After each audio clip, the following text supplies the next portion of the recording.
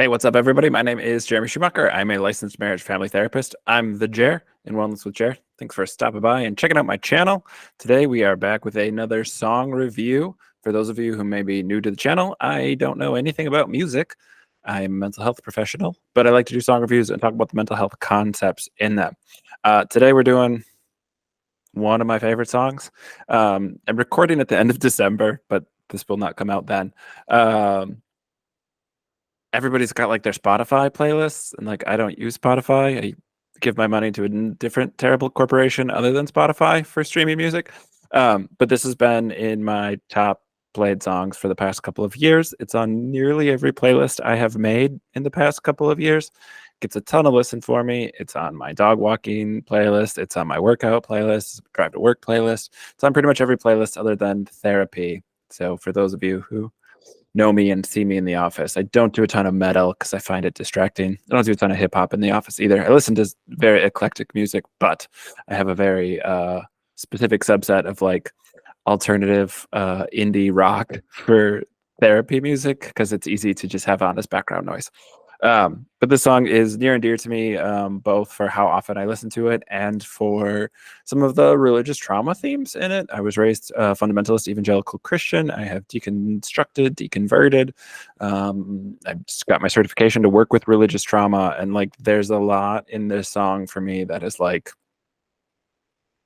reclamation, taking back from my very fundamentalist upbringing, creating space, honoring space for who I am now, and rock and roll and some of the like throw up the horns and let's worship Satan, while not believing that Satan is real, is, I don't know, empowering. So this is an empowering song for me. That's enough preamble. Let's get into it. I will say I did study some music, not that I played any musical instruments. I took History of Rock 1 and 2. I took 2 semesters of History Rock at University of Minnesota for some electives that I took. I was a cultural studies minor, so I think they counted for my minor. Also, I'm distracted because I look like fucking Woodstock from Snoopy. I took History of Rock, and my professor would play guitar often in class, in lecture, and he would talk about how important it is to make faces while you're playing guitar. And I'm aware that when I listen to metal songs, particularly, I will like scrunch up my nose and do like that face that he talked about. And that's a good thing for those of you like me who have zero musical talent and have never played a musical instrument, let alone live in front of other people. The facial expression matters. So as I'm listening and enjoying the song, I'm aware that I might make weird faces, and it's fine. My hair's up, so I'm not going to headbang too much. But you know, I got that long flow, so it exists, just not on YouTube videos here or in concerts because I like my physical space because I have sensory issues. I've taken long enough. I'm gonna one more preamble before we jump into the song. I see how much of this I cut. I wasn't gonna do the song for a long time. I've wanted to do a Zeal and Ardor song because I love this band. There's so much of their music that I could talk about religious trauma with, and it's just good music. It's this awesome band. And so I was like, oh, I'll do Devil is Fine, or I'll do Church Burns. Like I'll do songs because Götterdämmerung is the song we're gonna do, is partially in German, and some Latin. How fun. So yeah, I was like, that's not gonna get a lot of play on YouTube. And like, I don't care. I'm not a professional YouTuber. I'm a professional therapist. I'm going to talk about the songs that I want to talk and the concepts I want to talk about. And this song is a song I want to talk about. I love it so much. As with other metal songs that I've talked about, it just punches you in the mouth to start off with. So we're going to just get ready to headbang. You know, let's do that together. This song is Zeal and Ardor. Why did I pronounce it weird? A song is Zeal and Ardor. I was preparing to put a German accent on Götterdämmerung. Twilight of the Gods, for those of you who are unaware, is that translation. We'll talk about all the various references that this song is throwing out, but let's listen to the song. Parts of it.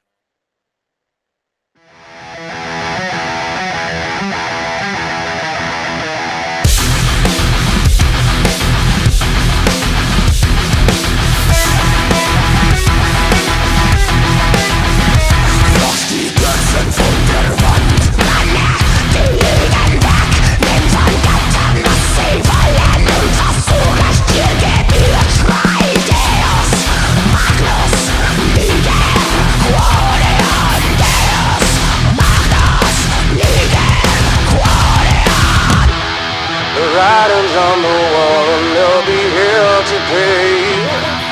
God you knew before I was dying anyway. They took a night away. They took a night away. They took a night away. Götterdämmerung.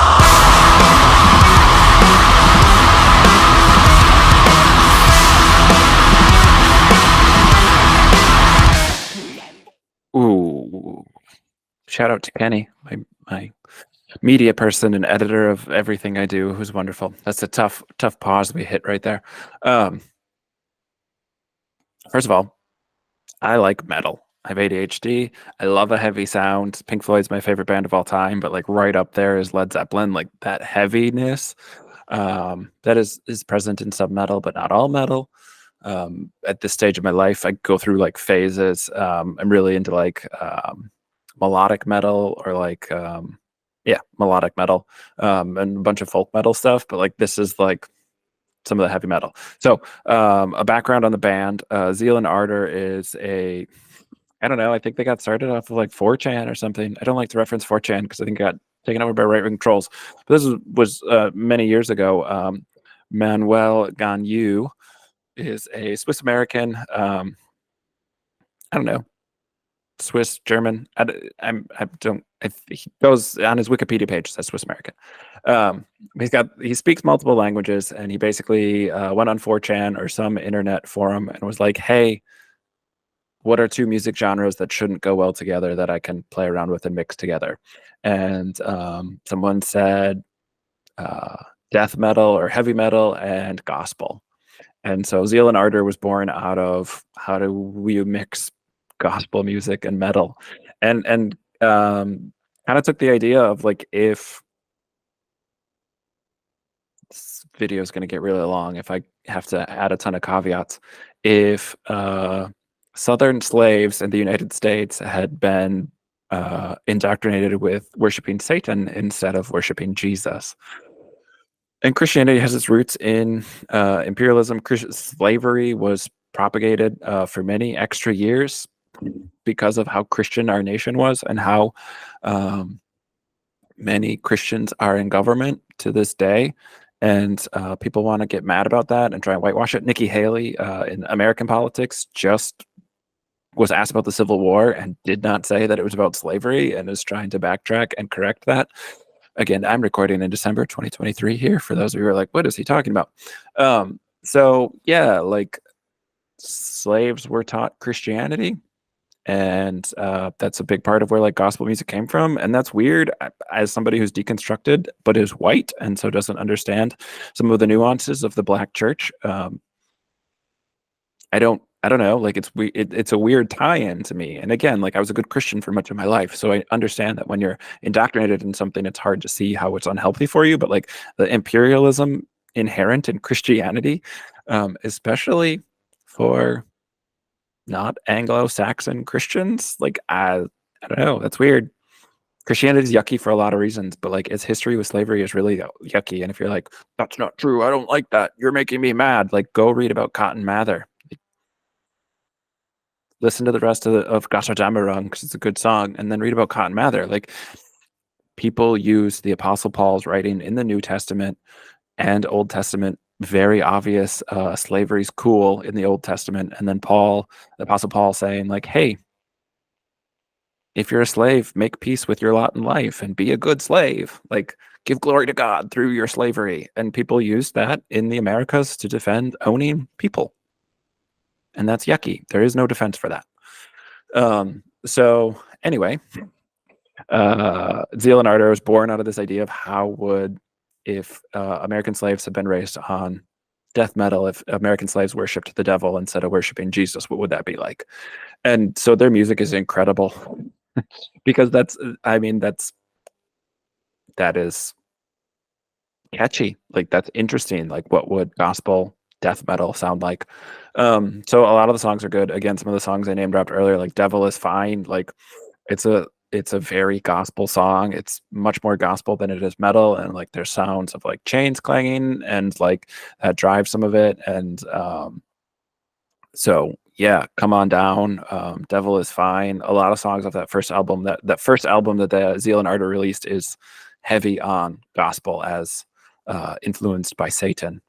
And so, yeah, this is a later album, a little heavier on the metal. This is probably the hardest. I don't know. I think this is the hardest metal, the heaviest metal song that Zeal and Ardor does, but I love it so much. So on topic here, let's go. I have a translation up and like couldn't find one specific from the band. So this is off of the interwebs, which let's always take what's on the internet with a grain of salt. So the first verse in German translated is wash the false idols off the wall, burn the lies away, take from the gods what they will, and what's rightfully yours, scream. And so again, like this concept, I will say when I listen to metal, I listen to a lot of like Nordic metal that's not in English. And like I like that. I like knowing it's vaguely about pagan concepts or it's about nature. Korpiklani is, men of the forest. Heilung sings in all sorts of, they're translating old runes. Heidevolk is another Scandinavian metal band. Like these bands aren't singing in English. Some of their songs are English, not all of them. And like that doesn't bother me. Sometimes I'll look up the translation, but often like I'll just listen for the stimulation my brain gets from the music and the heaviness and the feel of the song. It's a very embodied practice for me to listen to music that is not in English. I will listen to Taiwanese death metal band Chthonic, and like again, I don't know. Sometimes I look up the lyrics because I want to know, like, I love this song. What's it about? Like Tuli Coco by Korpiklani. It's a song about getting drunk at a bonfire and turning into an eagle. That's awesome. I don't need to know more about it than that. That's what the song's about. I don't need to know what every single lyric is. And so I've looked up the lyrics to Götterdämmerung before, but this is the most time I've probably spent with the English lyrics, translating the German, because for me, it's just like the anger and like, fuck the gods, like let's bring it on, Ragnarok, let's go, like let's create that because we're gonna kill the gods. And Twilight of the Gods is kind of the German translation of Ragnarok. Götterdämmerung is the German word for it. So like Wagner did like a opera about it, and there's a book about it that's like the myth of Brunhilde and Siegfried and the cursed rings. It's kind of Lord of the Rings before Lord of the Rings existed. I'm grossly oversimplifying. I also am not a huge opera fan, although some of Wagner's stuff's pretty sweet. Ride of the Valkyries, I'm pretty sure it was Wagner. Don't quote me, I'm not a music person. I'm a therapist. So we're gonna get to the therapy concepts. Give me a minute. Deus Magnus, like that's Latin and it doesn't super translate. Like Deus is God, obviously, but like something about like the end of the gods, the black god, the black knight for the gods. I don't know. I don't have a solid translation on that. I've seen a couple different things explaining it. If Manuel wants to talk with me, I would love that. He can be on my podcast if therapist needs therapy, and we can talk about what the song's about, because I don't speak enough languages to know, and I'm not enough of a musical person. I like art that is subjective, that like it means different things to different people. So again, like that's why I can listen to songs in different languages and not feel it's necessary to track down the lyrics or to get what the song's in general about, and then let it be a feeling instead of like a super intellectual thing. And yes, my YouTube channel and these song reviews are incredibly intellectual. I know. But yeah, so the Latin, I'm not really sure what it translates again, but it's that vibe of like Twilight of the Gods, like let's bring it on. Let's bring on the Twilight of the Gods. So then the English, the writings of the wall, there'll be hell to pay. The gods you knew before are dying anyway. They'll never find us. They took our night away. They'll never find us. Twilight of the Gods. It's all awesome. So as somebody who's raised very Christian and first of all, this disembodied experience. So when you're raised in Christianity, you're taught like your body is bad. Lust is bad. You can't trust your brain because logic is bad, because it will convince you that the Bible's made up, because it is obviously made up. So we can't trust our bodies. Our bodies are sinful. They are dirty rags. They deserve to burn in hell forever. Like this really healthy thing that you treat your children, right, and indoctrinate them on. So anyway, growing up in that, like disembodied from, and I'll share some of my personal story here, disembodied from my personal body, a lot of guilt, a lot of shame around the body. But then I also grew up in this like athletic family. So your body as a tool. And so like a lot of like the middle finger to like my own religious trauma, to telling people they're inherently bad and dirty rags and deserve to burn, like that's all very fucked up. So like we should throw up a middle finger to that. We should want to kill the gods who have used genocide and incest to depopulate and repopulate the world a couple different times. And like that's the good guy in the story. So like there's a lot in Christianity that's gross and yucky. There's a lot in like my personal experience that like led to disembodied feelings, like my body is bad and not trustworthy. And then like learning how to get back in touch with your body and create space for your body and learn how to trust some of your intuition and like do some of that. And I'm neurodivergent, so I have some sensory issues. So like listening to a song that elicits a feeling in my body that is congruent and genuine, like very much like kill the gods, fuck the gods, like I'm here for that. And then I have this like physical reaction to like I want to headbang, that feels good, like I want to throw up the horns, that feels good, like an embodied experience. And meshing with the lyrics, like it's healing, it's empowering. So here for all that stuff. They took our night away again, and some of this is artistic, but like provocatively artistic, so I really like it.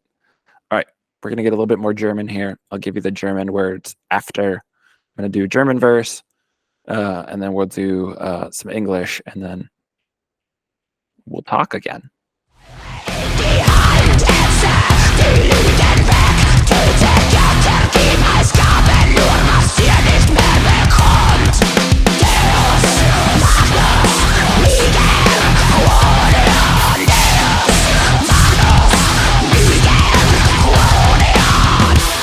The symbols on the floor will take the pain away.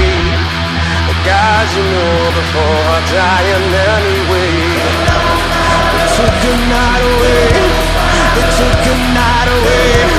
They took a night away.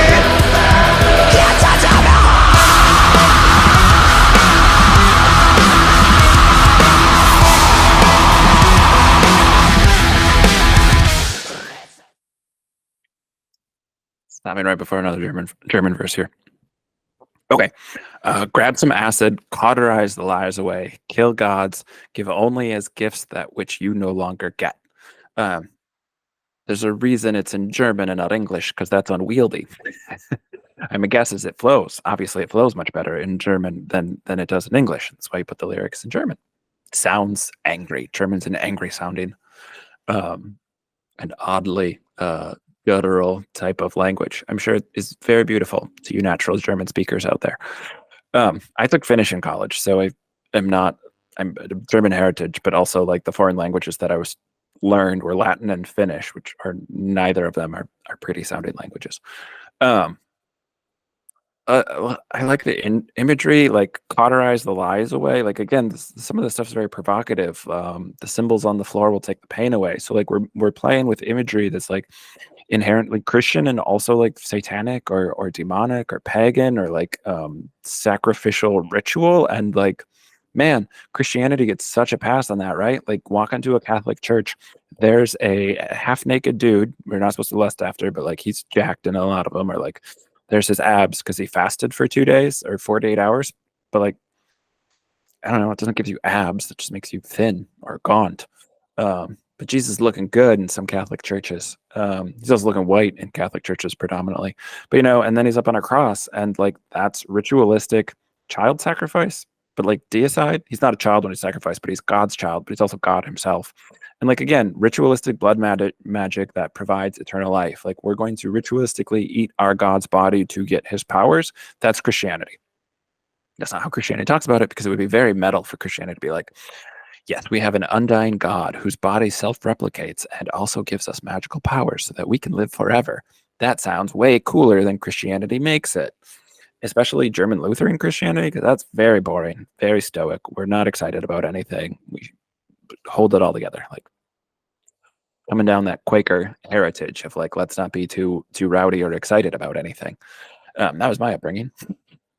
People left my church when we introduced a new contemporary service, not to replace the old traditional service, either of them, any of them, but a just new service, more contemporary music. People were mad and left the church. So again, like I don't know. I like grab some acid, cauterize the lies away. Like ancient stuff written down on tablet or carved into stone. Like we have to destroy it. Like we're gonna kill the gods. We're gonna take their powers away. Like fuck their scripture. Destroy everything. Tear it all down. Burn it down. I like that. Kill gods. Give only as gifts that which you no longer get. Like when I was a good little Christian, I was taught there are three answers to prayer. Yes. Hooray. No. Bummer. And not right now. Or wait. And like, no, that's fucked up. Like there God isn't real. And so the yes that happens isn't because of him. It's because something you did or something someone in your life did. The no is again because you either didn't do something or that thing that you're asking for was never going to happen. It's just not under anyone's control. And the maybe or the wait is just like, I don't know, this God that doesn't exist is reeling you along. It's not healthy. Like we could talk about spiritual bypassing. Like instead of doing the hard work with working through our feelings or dealing with our problems, we're just going to say, let go and let God, or God works in mysterious ways. It's my least favorite one because that covers everything. Like then we can just explain away anything between God works in mysterious ways and it was a miracle.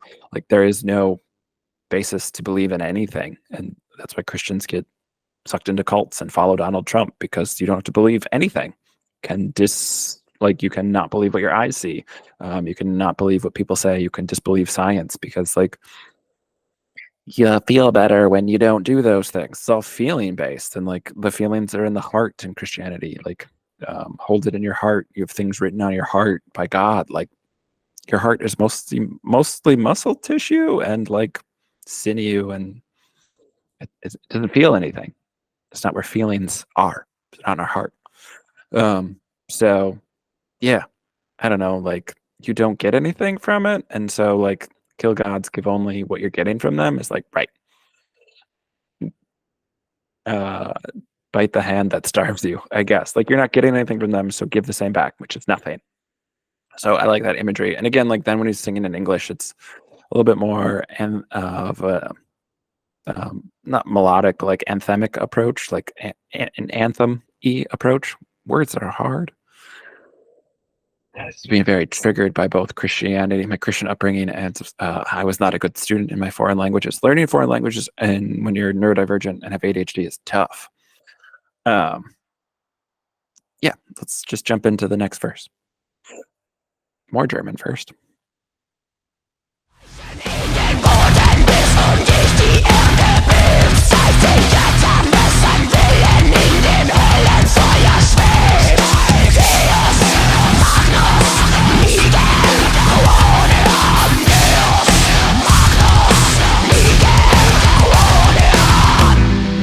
Behold the sky, so with eyes will scream your name to rule again. How can we believe their lies when the fallen will not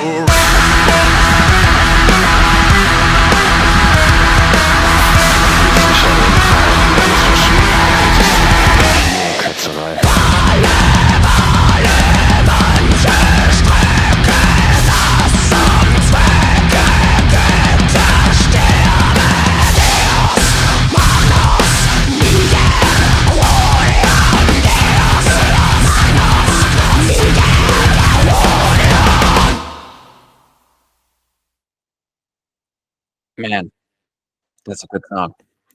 Um, I'm not musically gifted and I'm usually offbeat, but also it's a great deal of work for my wonderful media person to sync up my videos with the YouTube video that they can't hear because I'm listening to it with my headphones and they do their magic editing. So if you're like Jeremy's offbeat, that's true in general, but also might not sync up perfectly for the music you are hearing and what I'm headbanging to. It is in my upbringing to be very stoic and not react to the music at all. So look at me, feeling empowered. This video is half about me being like, I love this song and here's why it's meaningful to me, and very little about religious trauma. I'm dropping some nuggets in here and there, I think, that are useful. So the German that we missed, assuming you don't speak German, I don't, Carve symbols in the floor until earth rumbles around you. Show the gods just whose will floats in the fire of hell. And again, like we're missing some through that translation. It seems like a very wooden translation, kind of a literal word for word translation, as opposed to maybe like what's the artistic impression given by these words. But basically, like again, carve symbols on the floor, like that's very ritualistic, pagan, perhaps satanic, and like Christians like to be like atheists or Satanists, which is like incorrect. Atheists don't believe in gods. Satan is a god. Satan is a deity. So atheists just don't believe in any deities. So atheists are not Satanists, and that's a weird cultural thing in America for sure to like conflate those two things, which are just factually inaccurate. And that's where like the Satanic Panic comes from, and like things like the Satanic Temple had a shrine or a holiday celebration, a solstice shrine in the Iowa state capitol, and someone destroyed it because they're like Satanists. And like the Satanic Temple is named the Satanic Temple, but like they don't believe in Satan. Satan is like a mascot for them, not like they believe in or worship him. They are atheists, do not believe in any supernatural entities. So it's a bugaboo of mine to like conflate things that are ritualistic or pagan as like inherently satanic, or things that atheists do as inherently satanic. Show the gods just whose will floats in the fire of hell. Again, like kind of a whose willpower, whose ideas are going to hold up, and also like who deserves to be in hell. Like probably the person who genocided the world twice and also used incest to populate the world twice, if you're taking a fundamentalist evangelical view of the Bible, which is what I was raised in. Incest is fine. Having sex with minors is fine. Slavery is cool. Like actually, big stamp of approval on that. Like that's the Bible.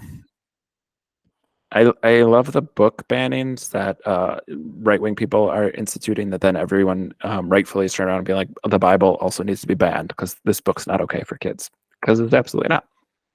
I'm off topic. I'm just okay. Behold the skies, a wheel with eyes. For those of you who are not raised fundamentalist or maybe not sure what this is referencing, Judgment Day, the hosts will, the heavenly hosts, which is angels, but like the biblical description of angels is terrifying, which is pretty much more of like a spinning wheels, kind of like a gyroscope type setup covered in eyes with wings, like 6 wings.